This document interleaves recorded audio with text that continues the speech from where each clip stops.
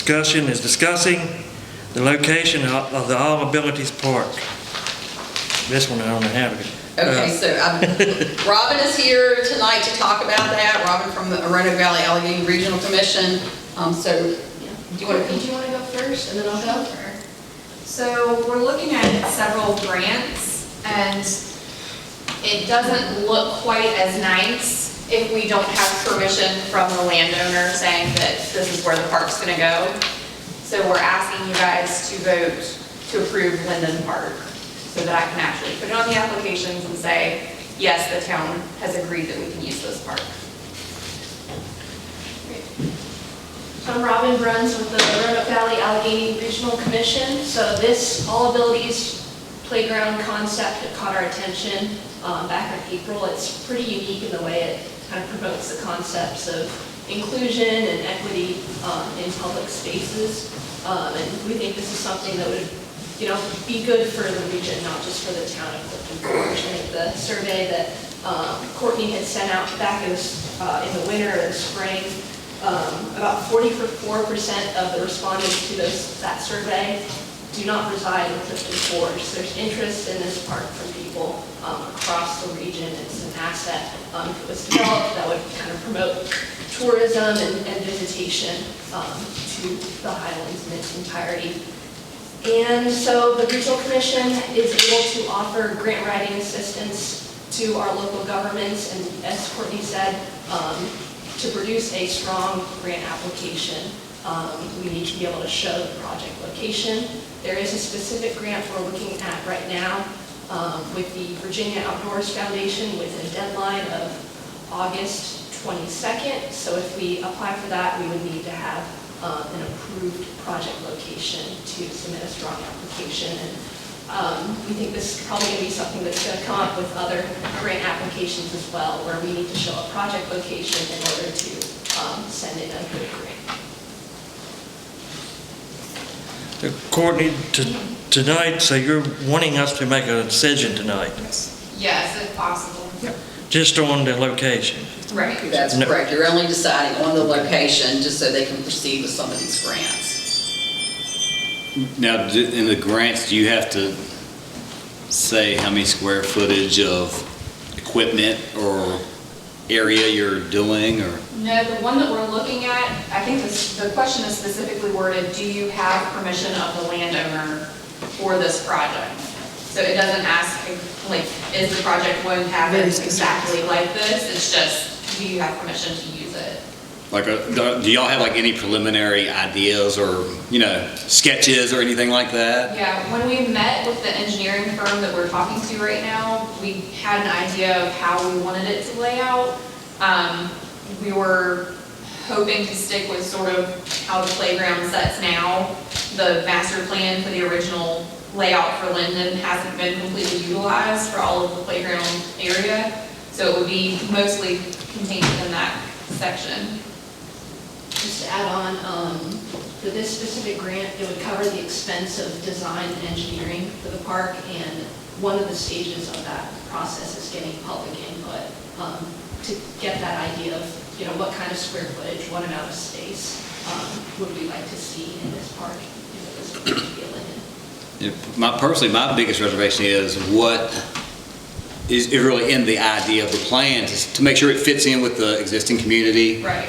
Before you say, okay, yes, Linden, and then next thing you know, it's a 50-foot tower of whatever it is. But right, we will definitely have time for community input on what the actual plan is once we start. But at this point, Linden is really the only park that we've all looked at and discussed that seems to be the right fit for this. So. I agree. I used to live almost right across the street from Linden Park, and I think that is a perfect space for it. I do. And if I can add something, all you all have to do is go down to Delville and look at Annie Grace. That's the kind of structures that would be in the park up at Linden Park. I've looked at some different ones online, but yeah. I knew you could go a couple different directions with it. So. Right. Go ahead. You go ahead. Only thing, questions. After we apply for this grant, can we if we find a better spot, can we, even though we've already received a grant, can we change that? I don't believe we would be able to just move it willy-nilly with like Yeah. whatever we want. I believe it would be up to the person giving us the grant, whether or not they would still give us the money at that point. And the second question is, I rode past the one at Daleville, but I haven't really stopped and looked at it. The other park that's already up there, how do you, is there a way to, are we keeping them separated? You know what I'm saying? Or are these, how do you keep these children who are rough from going over into that park with children with disabilities? So the concept of the All Abilities Park would be that all children can play together. So there might be kids up there playing that don't have disabilities and that are neurotypical. And we can't say like, you guys can't play here because you're not, you know, a certain ability level. Yeah. But there should be enough room up there and enough equipment that everyone would have places to play. Because in playground world, I mean, they make top playgrounds, they make playgrounds for older kids. This is all inclusive. And I would say, because it's also going to be an accessible type facility, there won't be any 50-foot towers. That's just not something you put on a children's playground. But it is something that they all play together in. So it's you know, that's going to be up to parents and adults that are there to help monitor the roughnecks that are out there. Yeah. A lot of the equipment that's already up there is sort of geared toward older kids. Yeah. So a lot of the more accessible stuff could be geared toward younger children, so there would be enough kind of separation between ages, but it's still where everybody can play together if they want to. And this idea has been going on for 9 or 10 months, and if you all have other areas, you've been welcome to bring that up, and I haven't heard. All I hear is, are we stuck in Linden Park, but I don't hear any other suggestions of anywhere in Clifton Forge to put another park, because in my opinion, that's a blank slate. It is. It's level. It's got gonna parking. Cost less money to develop that area than some of the other places that I've heard that now you gotta bring a bulldozer in. When you bring a bulldozer, you're talking hundreds of thousands of dollars just to Yeah, get it off the. I mean, I'm not kicking the spot. I think it's a great spot. I was just, if you needed an out, was to move it somewhere else, do we have an out? I wasn't knocking the spot. I think it's a great spot, but Yeah, You know. if something would come up after we get the grant, we would have to go back to the person who gives us the money and make sure that they still want to give the money for that. So it would be kind of, we'd be a little bit stuck at that point if they didn't want to continue. I don't know that I've been personally asked for spots, but for instance, there's the All Abilities Trail, right? Did we consider putting it there at the end of the trail where that, it used to be a playground there when I was growing up here. Right. We, for the All Abilities playground that we're looking at right now, we're looking at having an accessible bathroom as well. And if we ran a bathroom down at the Smith Creek Trail, we'd have to run electric and water. It would be a lot more expensive. It's also a lot smaller area, and it's also within a floodplain. And there's no parking. There's Well, absolutely Well, no there's Pine parking. Street. And Park, A that's lot what of they park built on that Pine park. Street. And part of Okay, that all is inclusive personal going down that property stairs? on certain areas. So what people may think is public property is somebody's backyard. So you know the end of Smith Creek Trail, when, like, once you get toward the stairs, a lot of that belongs to a private landowner. So we might run into issues with noise and other It would- things. That's too far, the private landowner's too far up. What Dale was talking about, and I went and looked at 2 or 3 spots. The trail, I call it the trail over in Jungle, that was one, Linden and Matthews. Right. Or whatever was one, since nobody's playing on Matthews. I like the Jungle too in a way, and it is level, but it is out of the way a little bit. Right. You do have to cross the bridge, but you are going to have to cross the bridge for the trail too, Right. and if you go to that. I think the main concern down there was putting a lot of money into play equipment, and it's a floodplain. So if we would happen to get some water in there, we might ruin some very expensive equipment Yep. What we're doing with the sensory trail is more of a nature-based concept, so it would be logs and things that are easily moved back and replaceable. But if we put in a couple $100,000 of play equipment and it gets washed out, it's gonna be a problem. Plus there's surfacing that has to be done for an all abilities playground, like rubberized surfacing. So once that would get wet and torn up, that's a big expense to replace as well. And part of the concept is, Linden, it's big enough so if we start small or what we can get, as we want to expand it, we can get more grants to do more things with it, where Matthew is very small. So once you have it in place, there is no more expansion. And Linden gives us the biggest area to do more with. You're talking about that corner, using the corner where the concrete is in a circle. Is that where The whole L section is what we were hoping to use. The master plan for that park shows playground space that continues into that sort of corner. We could expand further in where the little toddler track is possibly, but we don't have the plans from the engineering company at this point because we just haven't gotten that far. So we can always, scale things up or down based on community input as well. So what you're saying is the playground plan for Linden Park fits right in with the original master plan for that park. Right. It just doesn't get any better than that. Right. I'm just saying. It's easy. But I remember, and we would probably have to have a public hearing, wouldn't we? I don't know.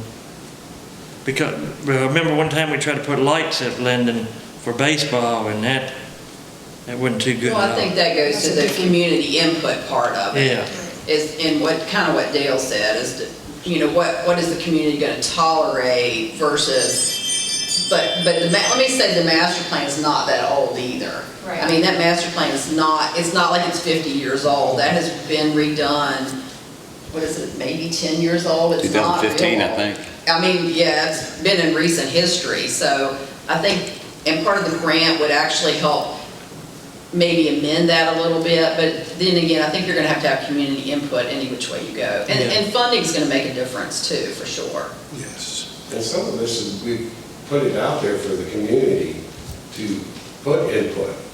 So I don't know how much more community input we gotta keep putting in. Sorry, before we can start moving forward and say, you snooze, you lose. The engineering firm that we spoke to, they did include in their proposal that they will do a community input session where they can present what the plan is with imagery and answer questions and all of that. Who's the engineer? Talking to Thrasher. Thrasher. Which Thrasher they have has lot of a- contracts. Yeah, Thrasher is doing a lot of our water contracts, Yeah. but they do have a parks and playground group outside of the water group. And they have done all abilities parks and sensory trails. Right. And I think they did a trail in Pulaski.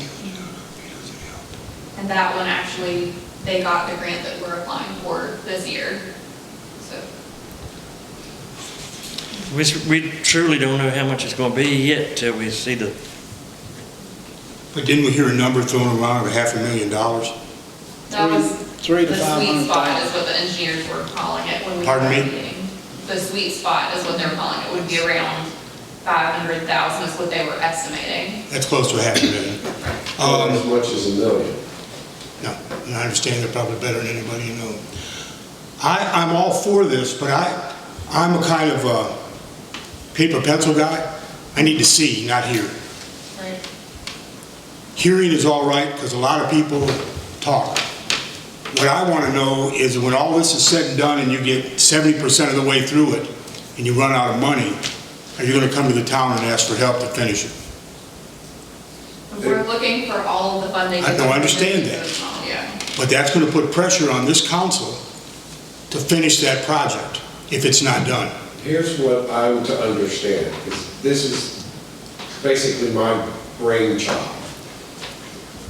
We need to get the land, and then we're going to get the grant. So we're not going to outspend what we can get.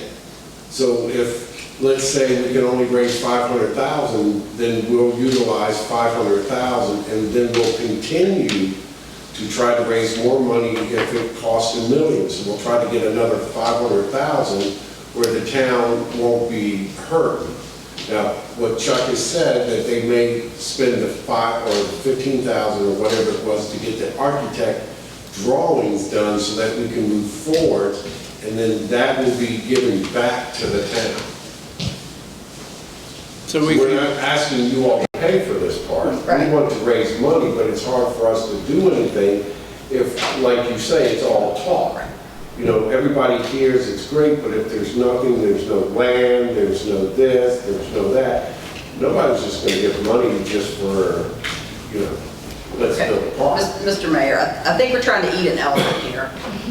So basically, they're doing all the legwork as best they can, but they've got to have a place, they've got to have a location approved to start with. And then they're going to apply for grants to do architectural and engineering, and then fundraising is on farther down the line. So I don't think they're going to go out here and commit to $1 million when they don't have $1 million. But for right now, we just need to say, yes, we can put it at Linden Park or wherever you would like, and start with that and see if we can get some of this grant money to do the engineering and the architectural drawings, and then you just go from there. I think we're trying to eat the whole project, and Yeah, we just need a place to put the project right now. I think Bob hit on a very good point, though. Since it's at a town park, is there confusion amongst the public that it's a town endeavor? You know, not in another outside source raising money, you know, I mean. Well, technically, they're raising And it through perception the is- town. So, I mean, the money is, the town is like the fiduciary responsible party of this. So if they get grant funds, it's not going to be some private group out handling the grant funds. This is not unlike the dog park where all the That's correct. donations were It's like handed over to Stonehouse. the town Yeah. and put Right. into their account. It'd be exactly like the Stone House. I mean, whatever money No, comes. it's more like the dog Dog park. park. This is dog park. now, who will actually own the park? The town will. We will maintain. They're just trying to raise money to put equipment in it, basically, to do a plan and to put the equipment there. So at this point, the town has not committed any funding at all to this park right now. And We this just is- need a spot to put it, To put the and park. then we will do all of the work and all of the fundraising. Right. But we've been held back by what we can do by, you know, we can't, there's no place that we can put it. And this is actually for the kids. And I want it for not only autistic kids, but kids with handicaps, wheelchairs. There's nothing in Allegheny County and surrounding. Imagine what you can bring in, and maybe different schools use it to help develop these kids. Because my son's autistic, and he was nonverbal just 3 years ago. And if you were to see him now, it would be unbelievable, as different as day as night. So with him interacting in the public school has brought him to another level. So all I want to do is to help other kids in this area that have the same ability, when I've seen a lot of autistic kids that are still nonverbal and they're up in their 20s. That's because they're pushed away instead of brought into the fold and say, hey, can I play with you? Yeah, we're not saying that we don't need it and that anybody up here is against it. We all know we need it, want it, and everything. We're just here to where the best place to put it is. And we might have a couple different opinions on where to put it. Yeah, I think we must have, because I think Linden Park is perfect. I think it fits with the master plan. I will tell you that in my past experience, I wrote grants for Virginia State Parks to put in a wheelchair accessible trail in the state park. That was easy. I worked for Virginia State Parks. I also worked for Prince Edward County, and I wrote a grant to put in a wheelchair accessible trail in Prince Edward County, which was going through very similar processes. I was funded, but I understand you have to have a location before you can proceed with even finding the funding to apply for it. I'm not sure what is the issue with this location. I am all for it myself, but I'm not really sure what the resistance to using that location is. Because that's all we need is a location so they can write grants. And I concur with her. Now, I'll be honest, when we first started the project, Linden was not my favorite spot. I agreed that Smith Creek Trail, we put everything in one spot, and that'd be great. And then I saw the floodplain map, and I heard about putting down electric in the bathroom, and it's not as good of a location in everybody else's opinion, and I came along with what they had told me, so I ended up agreeing. Any more discussion? I need an emotion either way. I would like to make a motion that we approve Linden Park for the all-inclusive project. Do I hear a second? Second. Vice Mayor Umstead, Yes. Councilman Wolf, Yes. Councilman Burdette, Yes. Councilwoman Loudermilk, Yes. Mayor Urban. Yes.